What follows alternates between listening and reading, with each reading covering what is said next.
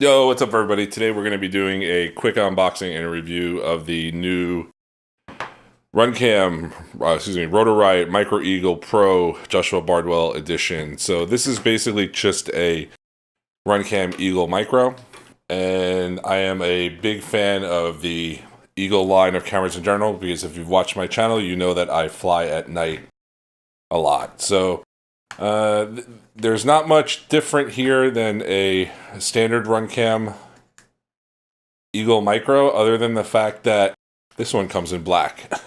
Number one, which I'm psyched about because I like to use black cameras, and the other Runcam Micro, I think it only comes in red, and now there's a version in orange. So let's see what we got in here. We've got the camera and a bunch of stuff. So, okay, the difference is here. You've got the Runcam Eagle Micro, just some cooler logos on it. You got a Rotor Riot logo there, a JB logo on the top, but the camera and lens is the same as a standard Runcam Eagle Micro.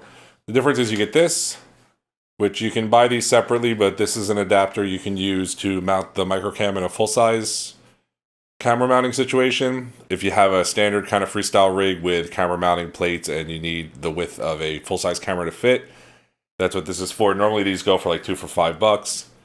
You get instruction manual or whatever. And the other thing I think this comes with is the, I forget exactly what it's called, but the camera control UART adapter. So all the boards that I use have the camera control pad on them, so I can, wire the joystick wires, the wires that would normally attach to this thing, to the camera control pad. But if you don't have a flight controller that has those pads, and this thing is smaller than I thought it would be, so there's this tiny thing, and this allows you to connect your joystick wires to this, and then this connects to a UART, and you can control your camera through Betaflight that way. Wow, that thing is really tiny, smaller than I thought. I actually don't need to use that, but it'll be nice to have just in case.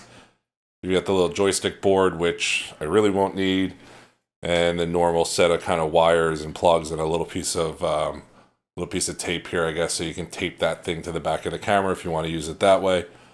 I don't know, maybe I'll try to use that. I probably won't. I know my camera control works on the flight controllers I'm going to put these things in anyway. So some extra wires here. I guess these are for the UART adapter, and then your standard screws and brackets. So I've been using the full-size Eagle 2 on a lot of my rigs, and what happens is, for some reason, on the side of the camera, the 3 holes, there's like almost no depth on them, I guess the way the camera case is designed. And a couple times I've broken the screws off in the holes trying to get the right length screw to get tight in there. So I think I might actually move to this camera with the adapter on all my rigs, even if it doesn't take a micro, because I think it might actually be easier to mount this camera in there. So yeah, that's about all to say. I mean, there's plenty of info out there about the Micro Eagle, so I'll DVR a flight for you here, and I'll probably be flying at night, so you can see just how good this camera looks. It's basically going to look the same. It does have the settings in here are, I guess, JB settings, but on the Eagle, there's not much to change. You can turn the sharpness down a little bit, maybe in the max gain, so you don't get that whiteout when you flip during the day. But I mean, that's easy to do yourself, but the settings are already in there, so that's cool. So yeah, black Micro Eagle with Rotor Riot and JB logo on it. It's pretty cool, and it's only, I think, $1 or $2 more than the standard Micro Eagle, and you get the adapter plate, which is worth $250, and the control adapter, which I think is like $5 or something. So it's a good value if you need that stuff. Stay tuned and we'll check out the flight.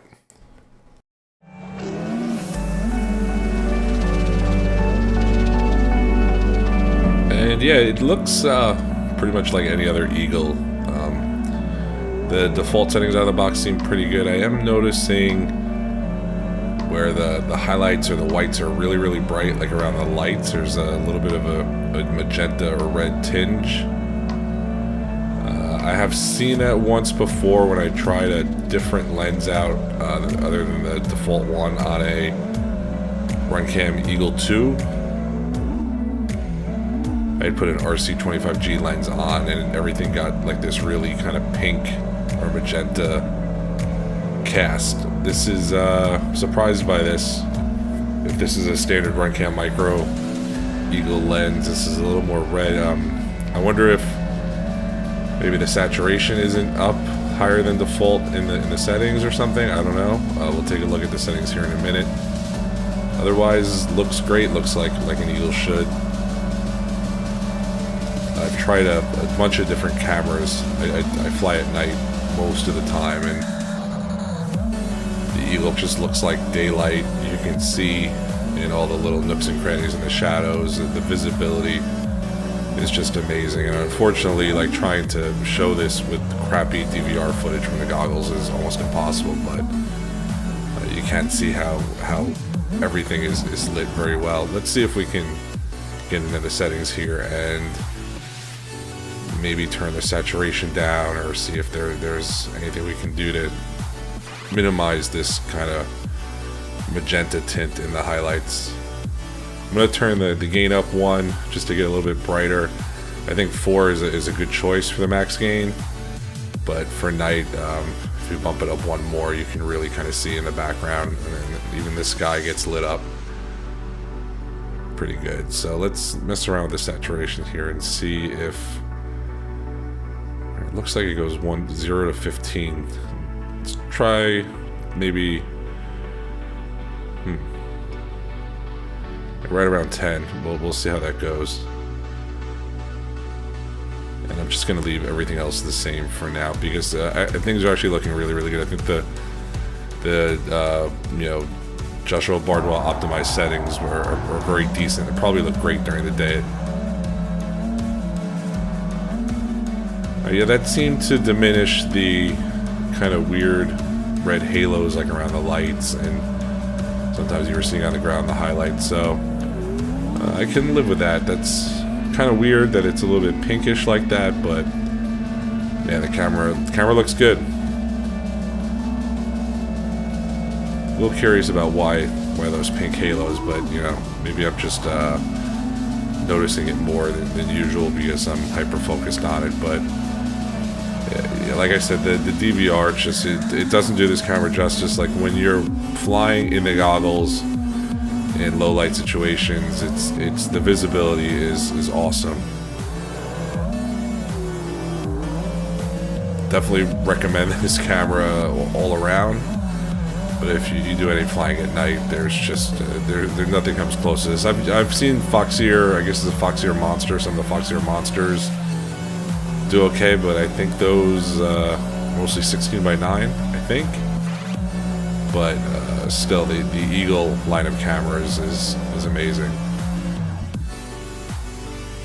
All right, we'll do a little bit of follow here. We'll follow CLRacing around. If you guys want to hang out and watch the rest of the DVR, feel free. Yeah, I think this camera definitely makes the cut. I love the mounting brackets. I love that it's available in black.